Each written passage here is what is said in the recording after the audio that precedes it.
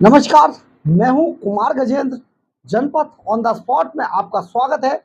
हमारे एक दूसरे social media platform podcast with Kumar Gajendra में भी आपका स्वागत है, जहां आप हमें सुन सकते हैं। लोकसभा चुनाव खत्म हो गए। भारतीय जनता पार्टी वैसा प्रदर्शन नहीं कर पाई जैसी उन्हें उम्मीद थी। अब की बार 400 पार का नारा था प्रधानमंत्री नरेंद्र मोदी का, लेकिन 400 पार का नारा फेल हो गया। परंतु मोदी अपनी जगह ठीक चल रहे थे। सरकार की छवि बहुत अच्छी थी। राम मंदिर बनने के बाद लोगों में बहुत उत्साह था। खास तौर पे हिंदू वोट मोदी को वोट करना चाहता था। बहुत ज्यादा लहर थी मोदी की। परंतु ऐसा क्या हुआ कि जनता ने उनको कम वोट क्यों दिया? सबसे बड़ा कारण तो राहुल गांधी का वो झूठ था। राहुल गांधी नहीं, पूरे विपक्ष का वो झूठ था कि गरीबों के खाते में हर महीने 8,500 रुपए खटाखट खटाखट आ जाएगी। इस नारे ने पूरे चुनाव की हवा बदल के रखी। जितने भी गरीब लोग थे, गरीब तबका था, 8,500 रुपए बहुत बड़ी बात थी। और उन्होंने इसी में भावनाओं में बहकर ये वोट किया विपक्ष को, यानी कांग्रेस और उसके घटक दल जो इंडिया अलायंस था। परंतु इसके अलावा क्या चीज थी जिसने मोदी की छवि को कहीं ना कहीं धूमिल किया या चोट पहुंचाई? आइए हम आपको बताते हैं। बड़ी रिसर्च के बाद हमने ये निकाला है कि बार बार इस तरीके की घटनाएं होती रही। मोदी के कुछ ऐसे लोग थे, कुछ ऐसे उनके सिपह सालार पैदा हो गए थे, जिन्होंने समय समय पर मोदी की छवि को कहीं ना कहीं धूमिल किया। सबसे बड़ी नेता थी स्मृति ईरानी। जी हां, स्मृति ईरानी इतने घमंड में चूर थी कि उनके पैर जमीन पर नहीं थे। पूरे अपने कार्यकाल के दौरान उन्होंने जब से राहुल गांधी को हराया था अमेठी के अंदर, तब से वो जमीन पे पांव नहीं रख रही थी। और पूरे कार्यकाल के दौरान वो जिस तरीके का बिहेव कर रही थी, वो सचमुच लोगों को रास नहीं आ रहा था। इसके अलावा जिस तरीके से वो सदन के अंदर हमला करने का उनका स्टाइल था, उससे भी कहीं ना कहीं देश की जनता बहुत आहत होती थी। अब ये स्मृति ईरानी इतना उन्होंने इम्पैक्ट डाला, जो बाकी लोग थे जिनको स्मृति ईरानी का ये इस तरीके का बिहेव बिल्कुल अच्छा नहीं लगता था, और सरकार की तरफ से उन्हें रोका टोका नहीं जा रहा था, यानी कि उन्हें खुला छोड़ दिया गया। तो ये उनके लिए बहुत बड़ा फैक्टर बना, प्रधानमंत्री नरेंद्र मोदी की छवि को धूमिल करने वाला। आइए एक बार स्मृति ईरानी को सुन लेते हैं।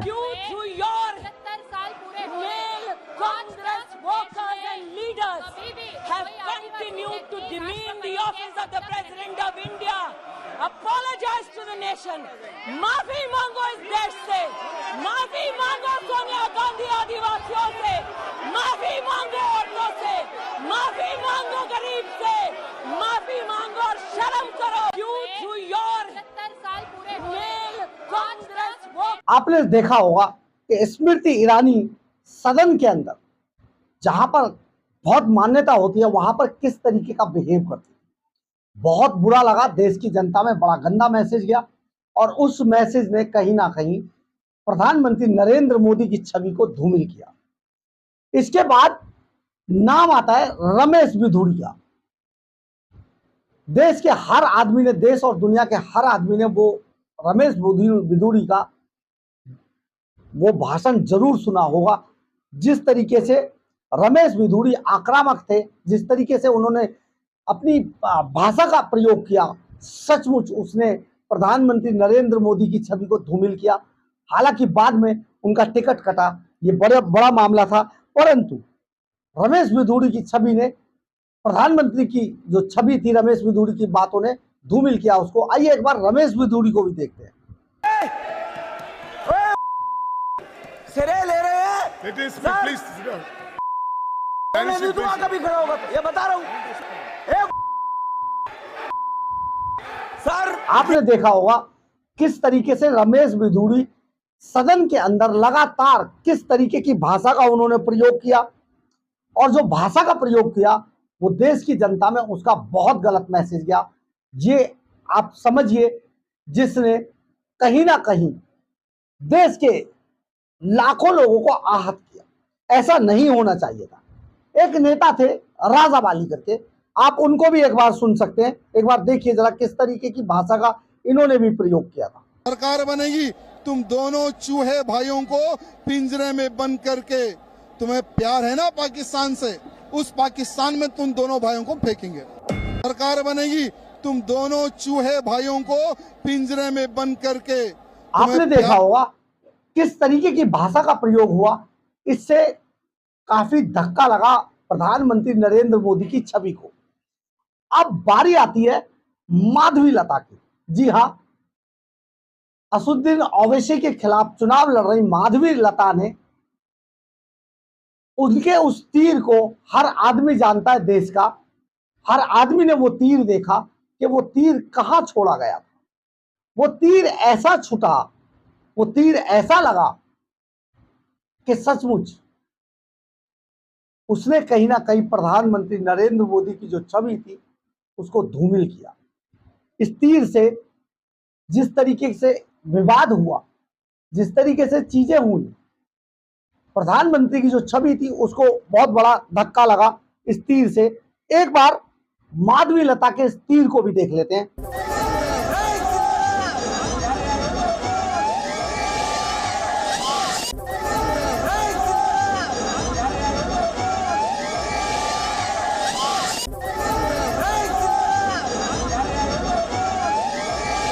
आपने देखा होगा माधवी लता ने ऐसा तीर छोड़ा जो बजाय जहां पर निशाना लगाया गया था वहां लगने के, प्रधानमंत्री की जो छवि थी देश के अंदर उस पर लगा और इस छवि को बहुत बड़ा झटका लगा।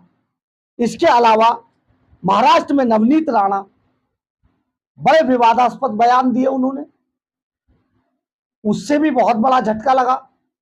इसके अलावा आप देखेंगे तो जिस तरीके से पश्चिमी उत्तर प्रदेश के अंदर संजीव बालियान और संगीत सोम की लड़ाई और बार बार ऐसे बयान दिया जाना जो सचमुच बहुत सारे लोगों को रास नहीं आ रहे थे, उन्होंने भी प्रधानमंत्री नरेंद्र मोदी की छवि को धूमिल किया, धक्का लगाया। ये जो झटका लगा ये बहुत बड़ा मामला था। और साथ ही सबसे लास्ट में इंडी गठबंधन यानी कि राहुल गांधी एंड कंपनी ने जो लास्ट में तीर फेंका, वो तीर था 8,500 रुपए खटाखट खटाखट खटाखट आपके अकाउंट में आ जाएंगे और ये जुलाई से आने शुरू हो जाएंगे। इस बात को लेकर बहुत सारी महिलाएं लगातार राहुल गांधी और दूसरे विपक्षी नेताओं को घेर रही हैं।